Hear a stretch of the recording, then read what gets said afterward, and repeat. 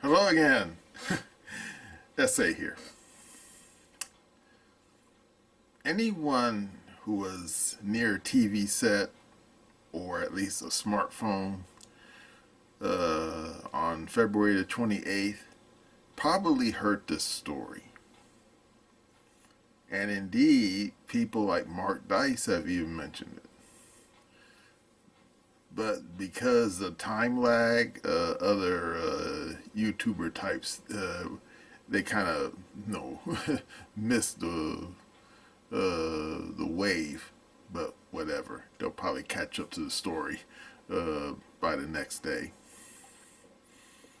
And you say, what's that story? Well, international relations is not what you call for the faint of heart. Indeed, I remember reading long ago that the modern system of diplomats and emissaries only came about in the aftermath of the 30 Years' War. And you say, so what? Well, before then, if you were an emissary from a nation state going to a foreign power, especially a foreign power that you're not friendly with, there's a very good chance you probably didn't survive that encounter. And of course, anyone who's ever saw that movie 300 knows what I'm talking about. You know, the scene where Gerald Butler throws the emissary from the Persian Empire down the well. Yeah, that scene. Well, guess what? That didn't happen a lot back in the past. So there you go. But this video is about one particular encounter between two world leaders.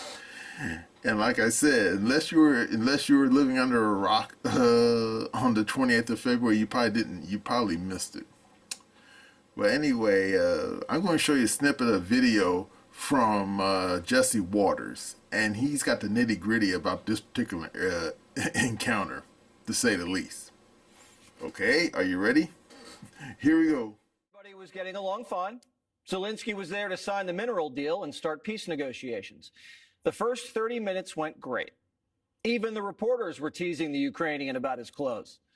Why don't you wear a suit? You're at the highest. Why don't you wear a suit? You're at the highest level in this country's office, and you refuse to wear a suit. Just want to see if do you own a suit? Yeah, problems. A lot of Americans have problems with you not Really? respecting the dignity of this office. I will wear a costume after this war will finish.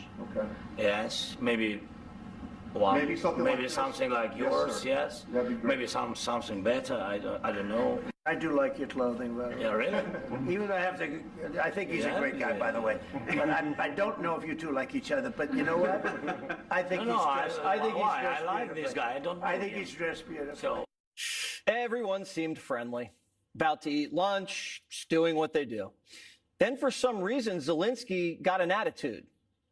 I want to see if we can get this thing done. You want me to be tough? I could be tougher than any human being you've ever seen. I'd be so tough. But you're never going to get a deal that way. So that's the way it goes. The path to peace and the path to prosperity is maybe engaging in diplomacy. We tried the pathway of Joe Biden of thumping our chest and pretending that the President of the United States' words mattered more than the President of the United States' actions. What makes America a good country is America engaging in diplomacy. That's what President Trump is doing. he killed our people, and he didn't exchange prisoners. We signed the exchange of prisoners, but he didn't do it. What kind of diplomacy, JD, you are speaking about? What do you mean? I'm talking about the kind of diplomacy that's going to end the destruction of your country. Yes, but if you Mr. President, with respect, I think it's disrespectful for you to come into the Oval Office and try to litigate this in front of the American media. Right now, you guys are going around and forcing conscripts to the front lines because you have manpower problems. You should be thanking the President. What the heck is Zelensky doing giving us a history lesson like we don't know Putin's a snake? We know Putin's violated deals before under Democrat presidencies. What good does it do Zelensky to call us naive? We're not naive. If anyone's naive, it's Zelensky. He didn't even think Russia was going to invade, even when Biden's CIA was like, guy, they're going in. And if you don't think you can do a deal with Putin, then why are you even here? Joe Biden's in Delaware. This is a new group.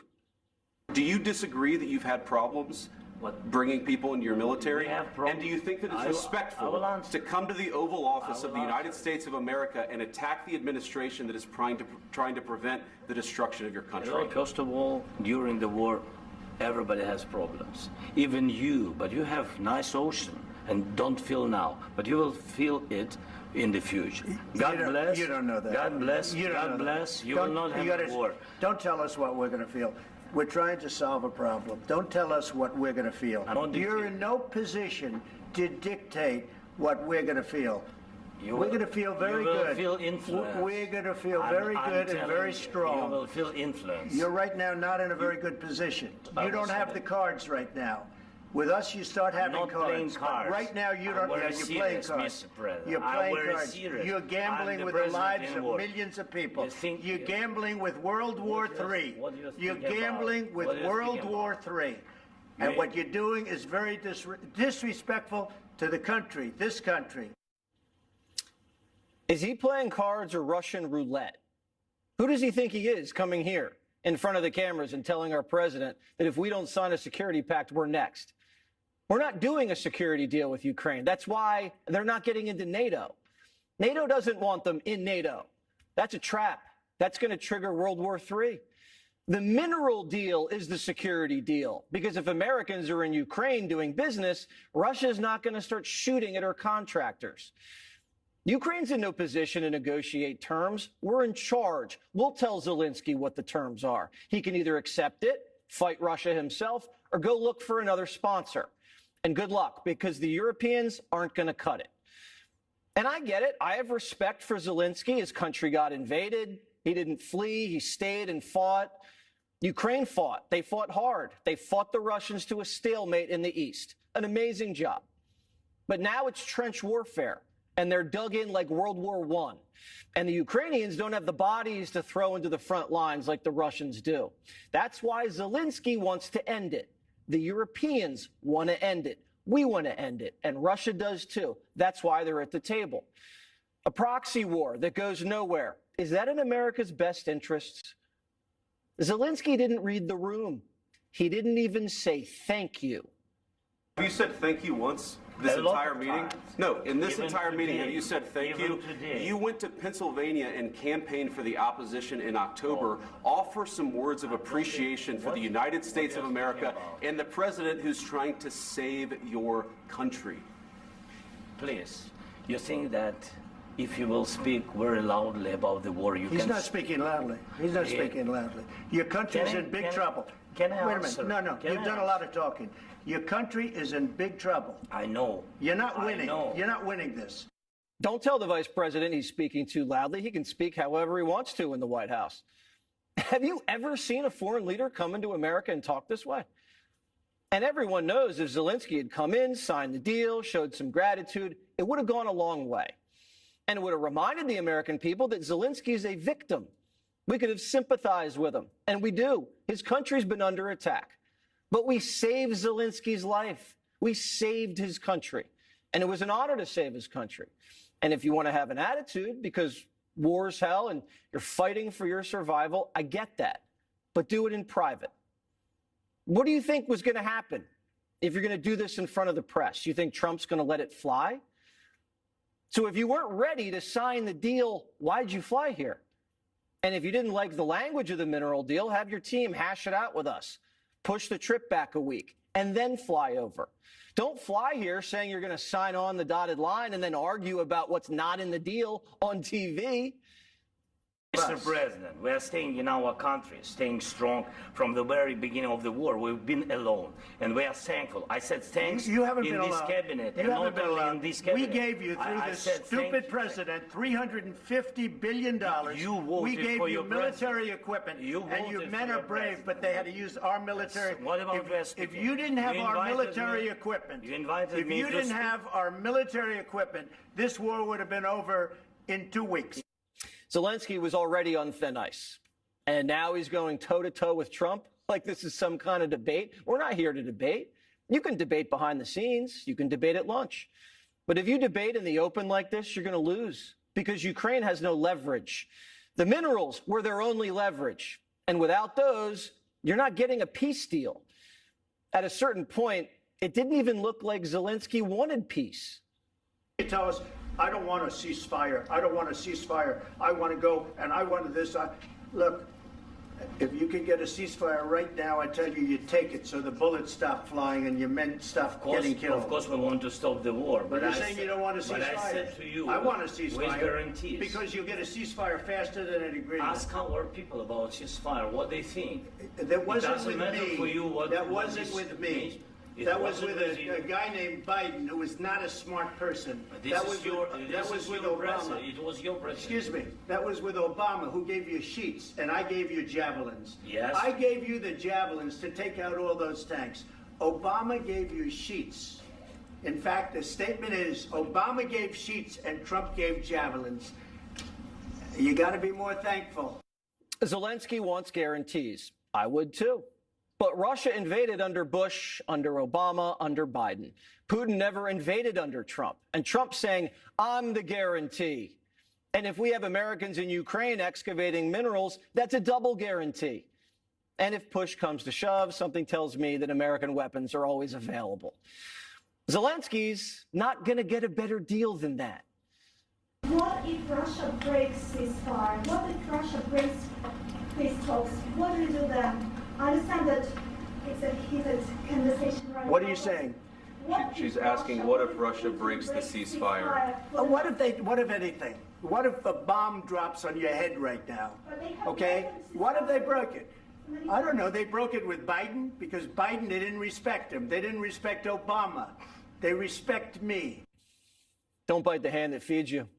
Netanyahu might have had it out with Biden, but he didn't come into the Oval Office and point his finger in his face.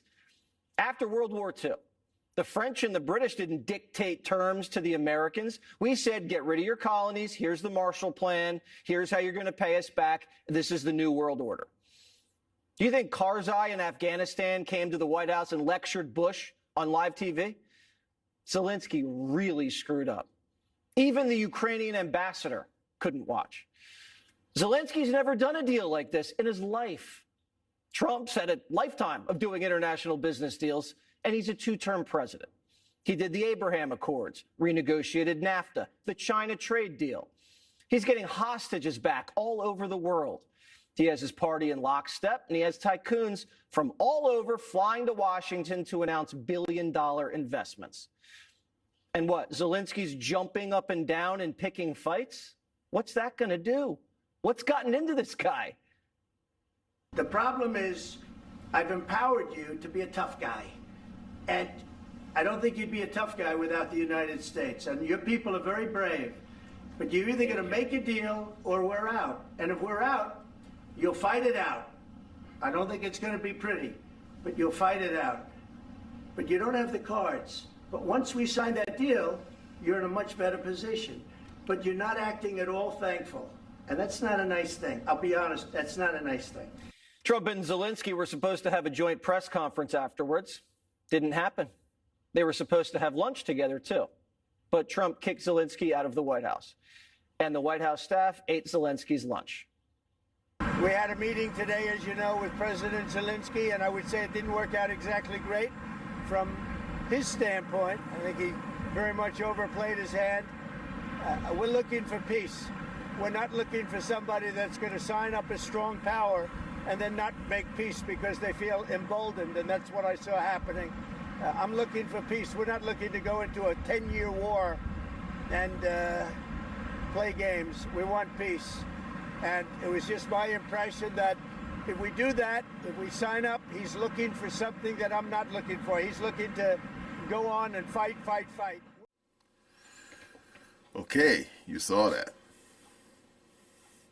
Now, of course, the funny thing about what happened between Trump and Zelensky isn't unusual. And you say, wait, what? The funny thing, only thing that's unusual is that it happened on nationwide TV where everybody can see it. And you say, really? Yeah, really.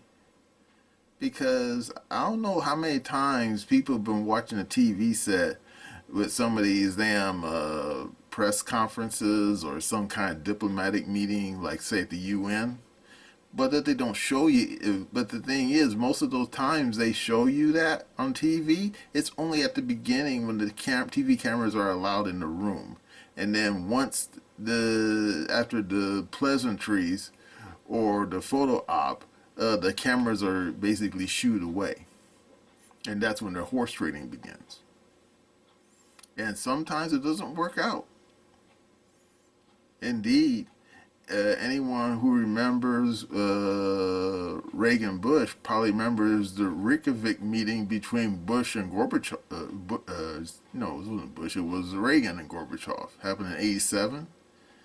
And according to the accounts from the two people in the room, namely, Reagan and Gorbachev and their translators, it wasn't a completely disagreeable meeting. Indeed, according to the actual transcripts of the meeting taken down by the translators, it was clearly obvious that Reagan wasn't prepared. And then, of course, some of you say, but Reagan was senile too. Yep. Hey, I ain't arguing. I'm not gonna argue with you over that. But the thing is, Gorbachev, he showed up ready to bear, and he had his ducks in a row. Problem is, Reagan didn't. And because of that, what could have been a landmark meeting between the superpowers basically fizzled, and nothing came of it.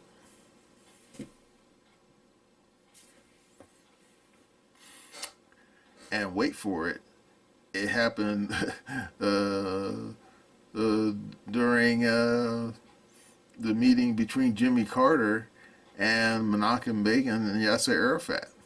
I think you may have heard about it. It was called the Camp David Accords. No, I got it wrong. It wasn't Yasser Arafat. It was Anwar Sadat. Sorry, I didn't get those damn Arab leaders confused. But that particular meeting happened in 1979. There was a lot of horse trading there between the Israelis and the Egyptians. And I remember reading about it long afterwards. And yeah, there was a lot of angry recriminations and backbiting. And the Israelis and the Egyptians more than once threatened to walk out. But Jimmy Carter kept them there and kept them horse trading until they were finally making an agreement. And wait for it, you ready?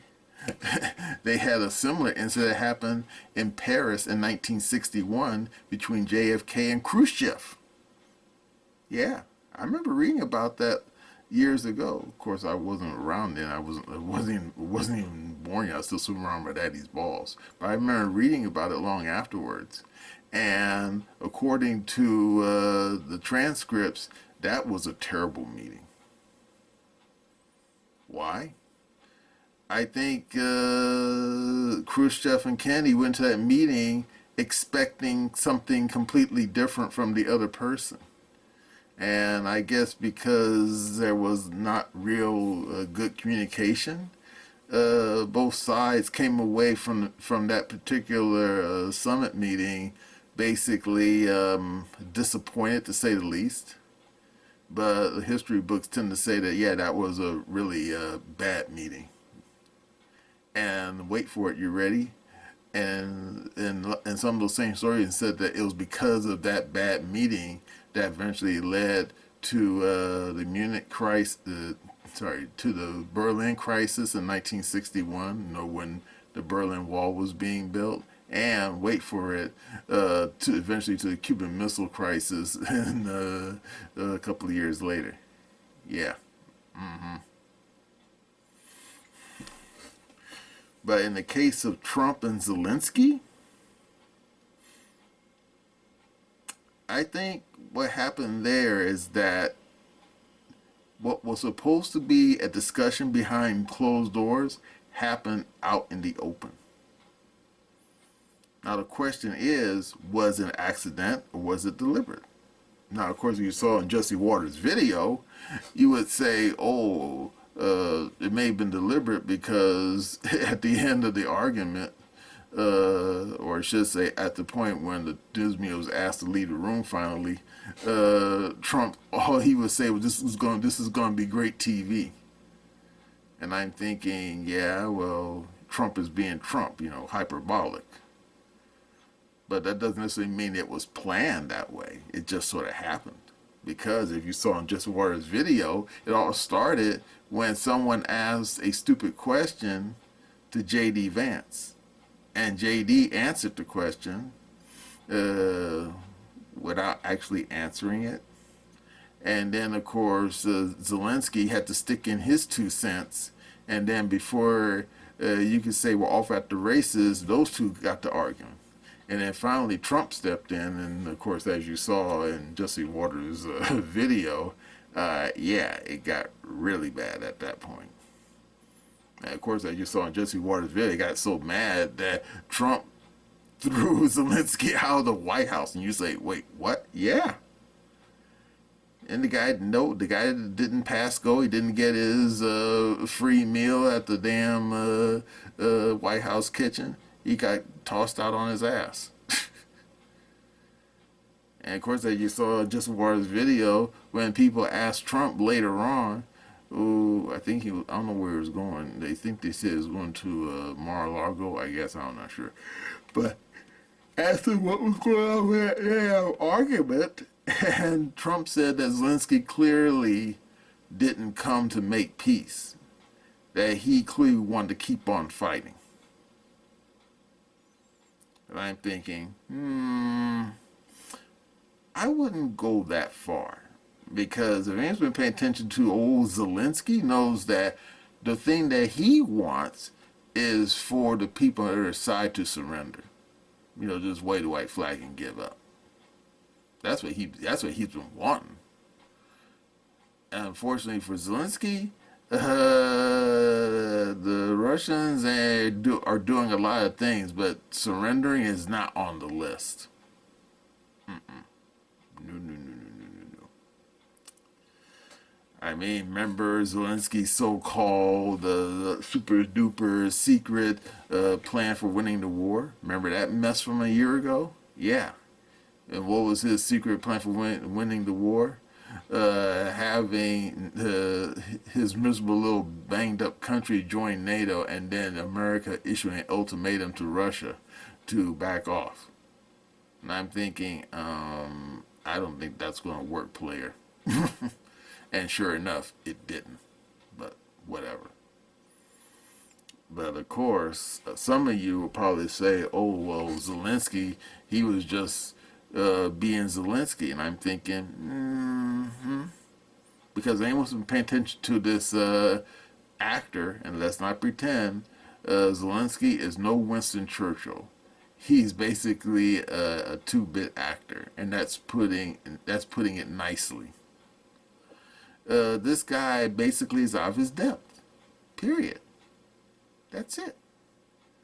I mean, remember, he only got that job because he was on a TV show, a Ukrainian TV show called Servant of the People, where in the premise of the TV show, Zelensky was playing a school teacher who, after a viral TikTok video, yeah, precisely, a local political party in Ukraine, this is the premise of the story, as I have to admit, as well as real life when you get right down to it, and ask him to run for president of the country, and he says, sure, why not? And then he ends up actually winning.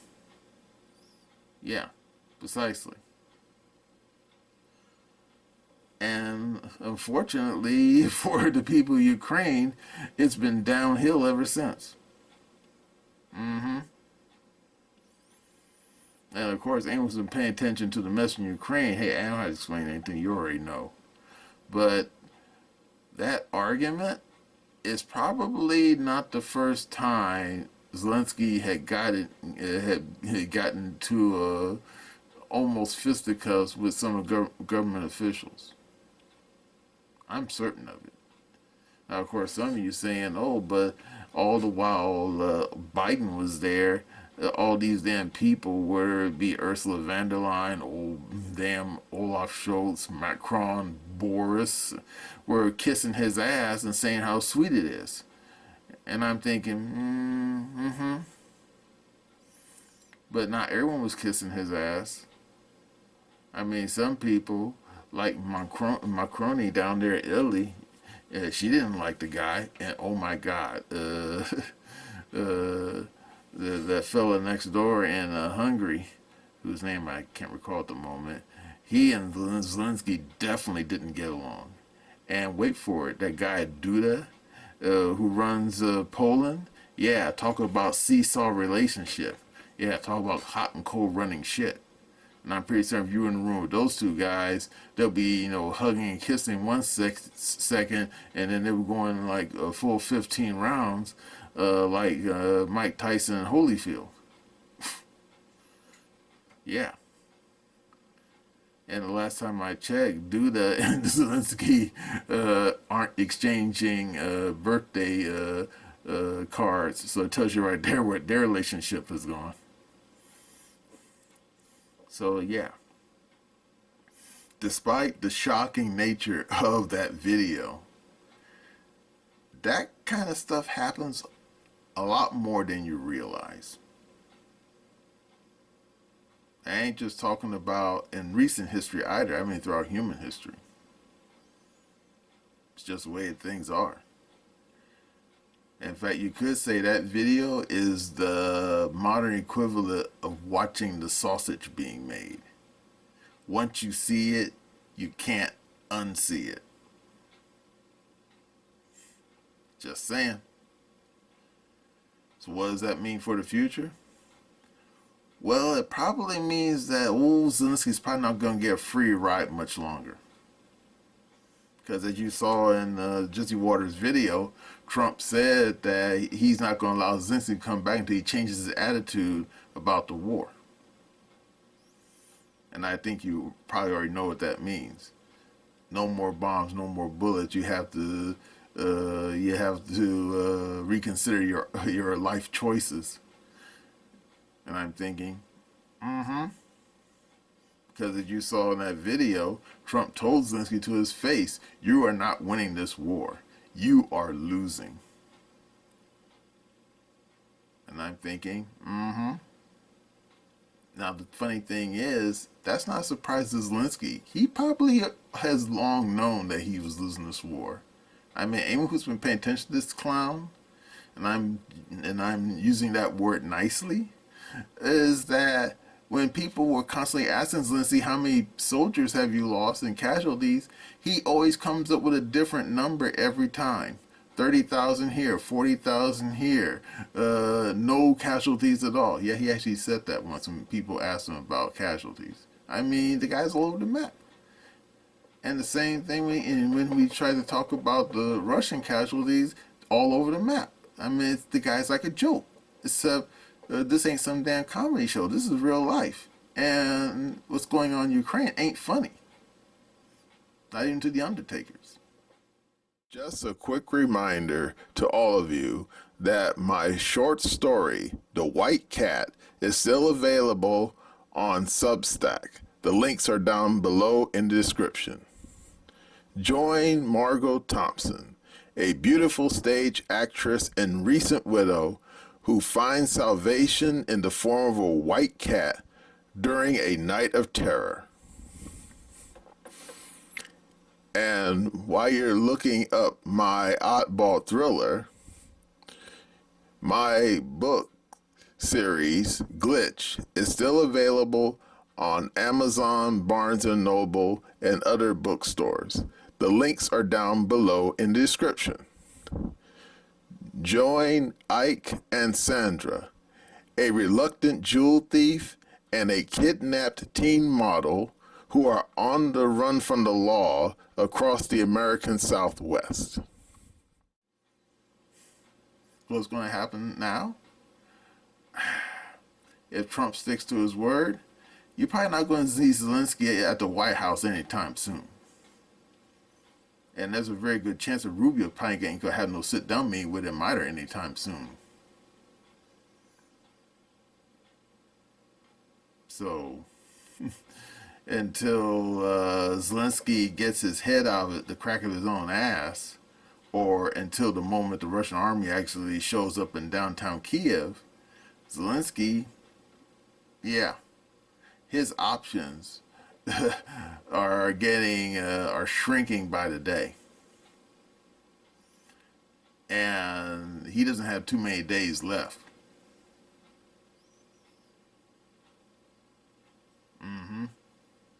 Yep. As you saw in Just Water's video, Trump told Zelensky to his face, you have no cards to play. And I'm thinking, yeah, that's a good analogy.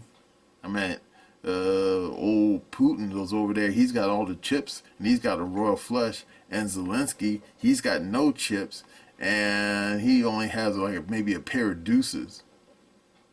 Yeah. He's got a crappy hand. Now, of course, some people have won card games with a crappy hand by bluffing, but it's rare.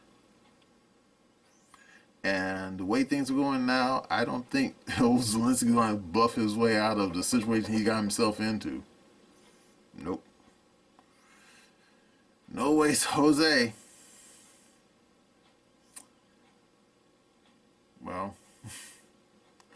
yep. Well, that's all I got to say about what happened in the White House. And